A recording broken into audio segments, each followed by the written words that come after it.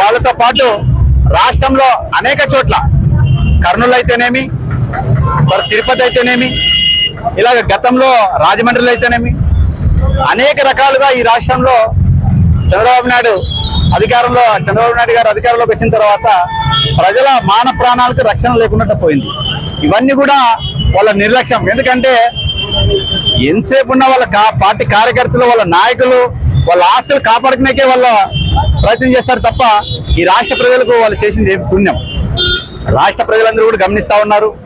మద్యం అయితేనేమి, అత్యాచారాలు అయితేనేమి, దౌర్జన్యాలు అయితేనేమి, హత్యలు అయితేనేమి విపరీతంగా ఈ రాష్ట్రంలో పెరిగిపోయాయి. గతంలో జగన్మోహన్ రెడ్డి గారు ముఖ్యమంత్రిగా ఉన్నప్పుడు, వైఎస్ఆర్సీపీ పార్టీ అధికారంలో ఉన్నప్పుడు ప్రతి నియోజకవర్గంలో ప్రతి వార్డులో సచివాలయం ఏర్పాటు చేసి ఆ సచివాలయం ద్వారా అన్ని శాఖలకు సంబంధించిన అధికారులు అక్కడ పెట్టి, పోలీస్ శాఖలు కూడా అక్కడ పెట్టి, ఆ వార్డులో అయితేనేమి, ఆ నియోజకవర్గంలో అయితేనే ఎక్కడ కూడా గలాట్లు కానీ, మద్యం కానీ, ఇంకోటి కానీ జరగకున్నట్లు చూసిన వ్యక్తి ఈ రాష్ట్రంలో జగన్మోహన్ రెడ్డి గారు.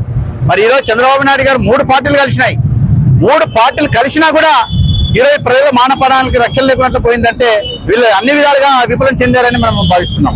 ఎందుకంటే ప్రజలందరూ కూడా గమనిస్తా ఉన్నారు. చంద్రబాబు నాయుడు గారు అధికారంలో వచ్చే ముందు ఒక మాట, అధికారంలో వచ్చిన తర్వాత ఒక మాట, ప్రజలకు ఇచ్చిన హామీలు కూడా నెరవేర్చుకోకున్నట్ల ఈరోజు ఈ రాష్ట్రంలో ప్రజలందరూ కూడా రక్షణ కరువైంది. ప్రజలందరూ కూడా గమనిస్తా ఉన్నారు. రాబోయే రోజుల్లో చంద్రబాబు నాయుడు గారు ప్రభుత్వాన్ని సాగనంపేందుకు ఈ రాష్ట్ర ప్రజలందరూ కూడా ఎదురు చూస్తా ఉన్నారు.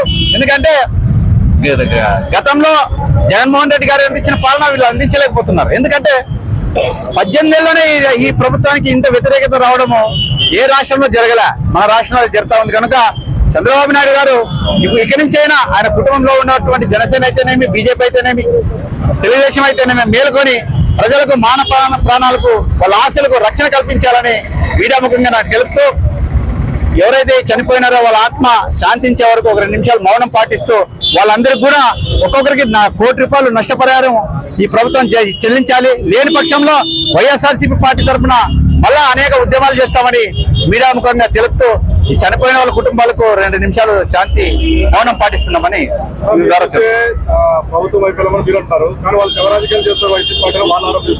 అంటే ప్రజలకు ఇచ్చిన హామీలు నెరవేర్చలేకున్నప్పుడు ఎదురుదాడులు చేస్తారన్నమాట. ప్రజలు మీకు ఎందుకు ఇచ్చినారు అవకాశం? మంచి పాలన అందిస్తారని. శవరాజకీయాలు మరి ఏదైనా ప్రమాదం జరిగినప్పుడు ప్రభుత్వాలు పట్టించుకోకున్నప్పుడు ప్రతిపక్షాలు ముందుంటాయి. అన్ని పార్టీలు కూడా మాట్లాడితే శవరాజకీయాలు ఇంకోటి అనుకోవడం మూర్ఖత్వం.